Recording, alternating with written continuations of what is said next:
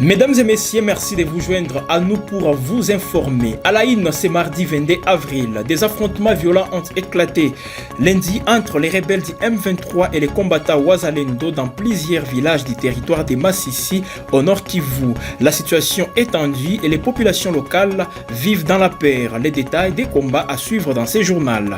Toujours à la une, le gouvernement congolais intensifie sa pression sur l'ancien président Joseph Kabila et ses proches. Après la suspension des activités du PPRD, les partis de Kabila sur tous les territoires nationaux, plusieurs arrêtés ministériels ont été pris visant des personnalités politiques liées à l'ancien régime. Un reportage complet à suivre dans ces journaux. La communauté économique des États de l'Afrique de l'Ouest, la CEDEAO, célèbre son 50e anniversaire cette année. Les festivités débutent ce mardi à Accra, marquant les chemins parcourus depuis sa création à Lagos en 1975. L'objectif initial était de promouvoir la coopération économique et l'intégration entre les pays d'Afrique de l'Ouest. Un reportage à la fin de ces journaux. Voilà tout pour les titres.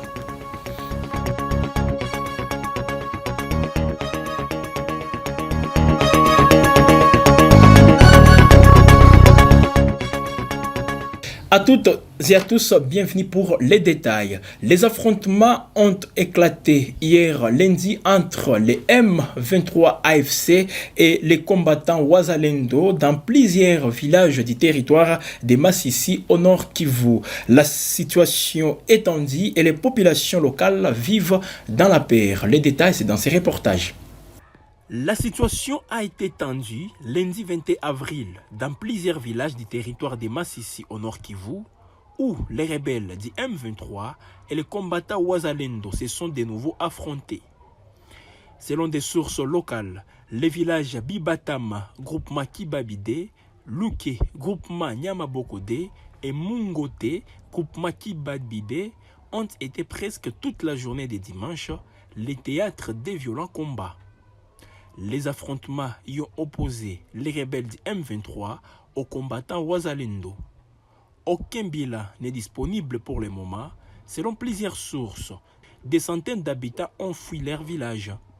Pendant ce temps, ces sources dénoncent les renforcements. Ces sources dénoncent les rançonnements des habitants d'Oufamandoudé par les combattants du groupe Union des Patriotes et démocrates pour la défense du Congo d'un certain Noah Maachano. Ces derniers imposeraient depuis la semaine dernière une taxe parallèle de 10 000 francs congolais, soit 3,5 $ par ménage. Une forte tension avait aussi régné mercredi dernier dans la localité de Kilambo, située dans le groupement Bouabo au sud du chef-lieu du territoire de Massissi. Cette localité avait été le théâtre d'affrontements des jours durant entre les rebelles du M23 AFC et les combattants Wazalendo. Toujours dans l'est de la République démocratique du Congo, malgré les retraits des chefs-lieux de Walikale le 2 avril dernier, les rebelles de l'AFC M23 sont toujours présents dans les territoires, notamment à Kachebere et Kibati, rapportent nos sources dans la zone. C'est l'effet fragile est marqué par un bilan lourd avec au moins 32 morts et des disparus selon les mêmes sources locales. L'axe Walikale-Kachebere a été les plus touchés, avec 7 villages et la commune rurale de Walikale touchée par les violences. Les centres commerciaux de Kibois dans le groupement Iana a perdu 12 personnes, dont des femmes, la plupart décapitées ou tuées par balle. Les médecins-chefs des zones de santé de Kibois et les directeurs de l'hôpital général des références ont été torturés et blessés. Les auteurs de ces actes restent inconnu. Mort du pape François, le président de la République démocratique du Congo Félix Tshisekedi a salué la mémoire du pape François décédé hier matin. Dans un communiqué, il a souligné que la vie du pape fut un témoignage exceptionnel de foi, d'humilité et d'engagement indéfectible pour la paix, la justice et la dignité humaine. Le président Félix Tshisekedi a également exprimé ses condoléances à l'Église catholique et au peuple italien. Reportage. Le président de la République démocratique du Congo, Félix-Antoine Tshisekedi, a exprimé sa profonde tristesse et son respect pour le pape François, décédé ce lundi 21 avril 2025. Dans un communiqué, il a salué la vie du pape comme un témoignage exceptionnel de foi, d'humilité et d'engagement indéfectible pour la paix, la justice et la dignité humaine. Le chef de l'État congolais a rappelé l'impact du pape François sur le monde, soulignant sa simplicité, sa proximité avec le plus vulnérable et son appel incessant à la fraternité entre le peuple. Jusqu'à ces derniers instants, le pape François a porté haut les valeurs évangéliques, invitant l'humanité à construire un monde empreint de concorde et de solidarité, a déclaré Tshisekedi. Le président a également évoqué l'héritage spirituel du pape François pour la RDC. Ses prières ferventes, notamment lors de ses messages Urbi et Urbi, ont régulièrement invoqué la paix et la réconciliation en RDC. La visite apostolique du pape François à Kinshasa en 2023 reste un moment historique pour le peuple congolais. Son cri prophétique « Retirez vos mains de l'Afrique, retirez vos mains de la RDC » a résonné comme un appel puissant à la justice et à la souveraineté, gravé à jamais dans la mémoire collective. En cette période de recueillement, le président Tshisekedi réaffirme l'importance du message d'amour, de paix et de justice du pape François, qui doit continuer à inspirer les générations présentes et futures. Restons toujours dans les sillages de l'église catholique. Monseigneur Willy Ngumbi Ngengele, évêque du diocèse de Goma, a annoncé les dates et liées de la béatification de Floribert Boamachouibine Kositi, martyr de l'honnêteté et de l'intégrité morale. L'annonce a été faite aux fidèles chrétiens du diocèse de Goma à l'occasion des célébrations des Pâques. Reportage. Monseigneur Willy Ngumbi Ngengele, évêque du diocèse de Goma, a annoncé ce dimanche 20 avril les dates et lieux de la béatification de Floribert Boamachouibine Kositi, un jeune douanier congolais reconnu comme martyr de l'honnêteté et de l'intégrité morale. La cérémonie se déroulera en 2 étapes. Le dimanche 15 juillet 2025 à Rome, suivi d'une célébration à Goma dans la province du Nord Kivu le 8 juillet 2025. Cette annonce a été faite aux fidèles chrétiens du diocèse de Goma à marge des célébrations de Pâques. Floribert Boamachouy, âgé de 26 ans, a été assassiné à Goma le 7 juillet 2016 pour avoir refusé de laisser passer les denrées alimentaires avarieux, mettant ainsi en danger la santé publique. Il a été enlevé et retrouvé sans vie 2 jours plus tard, son corps portant les marques de violence. Son histoire, relatée dans le livre La Civiltà Cattolica, est celle d'un homme qui a payé de sa vie son refus de céder à la corruption. Le décret du dicaster pour les causes d'essai autorisant la béatification de Floribert Boamachouy a été publié le 25 novembre 2024 dans le bulletin quotidien du bureau de presse de Saint-Siège. Le pape François a approuvé cette décision, reconnaissant ainsi l'héroïsme et la sainteté de ces jeunes douaniers congolais. La béatification de Floribert Boamachouy est un événement majeur pour le diocèse de Goma et pour toute la République démocratique du Congo. Elle témoigne de l'importance de l'intégrité et de la lutte contre la corruption et offre un exemple inspirant pour les générations futures. Je l'ai annoncé dans les titres, le gouvernement congolais intensifie sa pression sur l'ancien président de la République démocratique du Congo, Joseph Kabila, et ses proches. Après la suspension des activités de son parti, le PPRD, le parti de Joseph Kabila, sur tous les territoires nationaux, plusieurs arrêtés ministériels ont été pris visant des personnalités politiques liées à l'ancien régime. Le gouvernement congolais a lancé une offensive contre l'ancien président Joseph Kabila et ses proches, suscitant des inquiétudes quant à l'avenir des négociations de paix avec le groupe rebelle AFC M23 à Doha. Après la suspension des activités du parti de Kabila, le PPRD sur tous les territoires nationaux, plusieurs arrêtés ministériels ont été pris visant à geler les biens, les comptes bancaires et à restreindre la liberté de circulation de plusieurs personnalités politiques. Le ministre de la Justice, Constant Mutamba, a annoncé des procès à venir, affirmant que tous les biens identifiés, avoirs et comptes bancaires seront concernés par la saisie.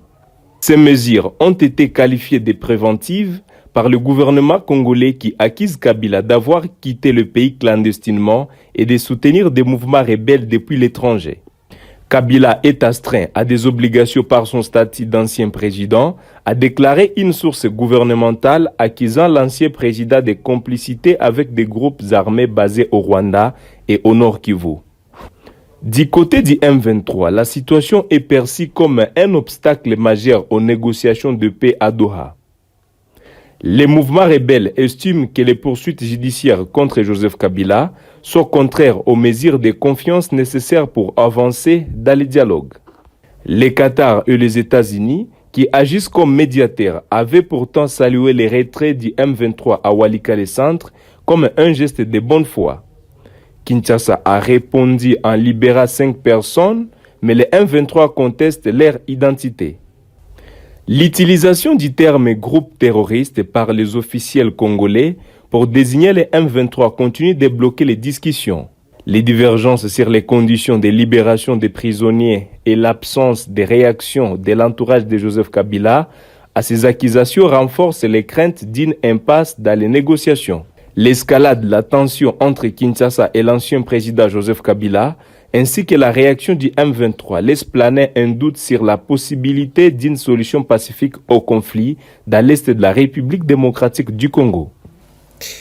Le président togolais Faure Gnassingbé, nommé médiateur dans la crise qui secoue l'est de la République démocratique du Congo, s'est rendu à Kigali hier pour des consultations avec son homologue rwandais Paul Kagame. Les deux dirigeants se sont rencontrés en fait de discuter de la situation sécuritaire en RDC et des moyens de parvenir à une solution pacifique.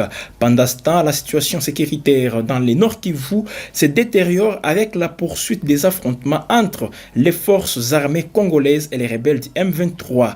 Les combats se concentrent notamment dans la région des Rutshuru où les rebelles ont récemment progressé. En parallèle, les négociations secrètes se poursuivent à Doha entre les représentants du gouvernement congolais et les groupes rebelles. Ces discussions visent à trouver un accord de paix et à mettre fin à la violence dans l'est du pays.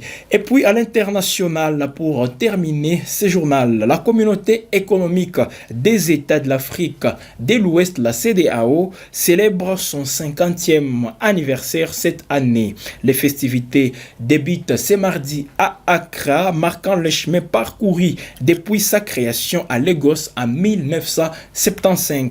L'objectif initial était de promouvoir la coopération économique et l'intégration entre les pays de l'Afrique de l'Ouest. Pour plus de précisions, nous vous proposons de suivre ces reportages. La CEDEAO célèbre son 50e anniversaire cette année. Les festivités débutent mardi à Accra, marquant les chemins parcourus depuis sa création à Lagos en 1975. L'organisation a pour objectif initial de favoriser la coopération et l'intégration économique des États ouest-africains. Malgré des succès notables, comme la libre circulation des personnes et de biens, la CEDEAO est aujourd'hui confrontée à des défis majeurs. La multiplication de conflits, l'extrémisme violent et les retraits récents du Mali, du Burkina Faso et du Niger fragilisent l'organisation. La CEDEAO a déjà démontré sa capacité à s'adapter. La création de l'ECOMOG en 1990 et l'adoption des protocoles sur la paix et la sécurité ainsi que la démocratie et la bonne gouvernance témoignent de cette évolution. Cependant, l'organisation doit se réformer en profondeur pour relever les défis actuels. Amandine Ngagweno, chercheuse à l'Afrique Policy Research Institute de Berlin, souligne la nécessité de revenir aux objectifs initiaux de la CEDEAO, notamment l'intégration économique et politique. Une communication plus efficace est également essentielle pour sensibiliser les populations aux actions de l'organisation. La réussite de cette réforme dépendra de la volonté des chefs d'État. La conférence des présidents qui détient le pouvoir décisionnel devra jouer un rôle crucial dans l'évolution de la CEDEAO. Les commerces interrégionaux restent faibles et les disparités des ressources entre pays persistent. L'organisation se trouve en un tournant. La volonté politique du chef d'État sera déterminante pour garantir sa survie et son efficacité. La CEDEAO a un rôle crucial à jouer dans la stabilité et le développement de la région. Sa capacité à s'adapter et à relever les défis actuels sera déterminante pour son avenir. Voilà tout, mesdames et messieurs, pour cette livraison de vos nouvelles sur la télé panafricaine. Nous vous invitons à vous abonner massivement sur notre chaîne YouTube Gueule Afrique Télévision, tout en activant la cloche des notifications pour recevoir en temps réel toutes nos productions.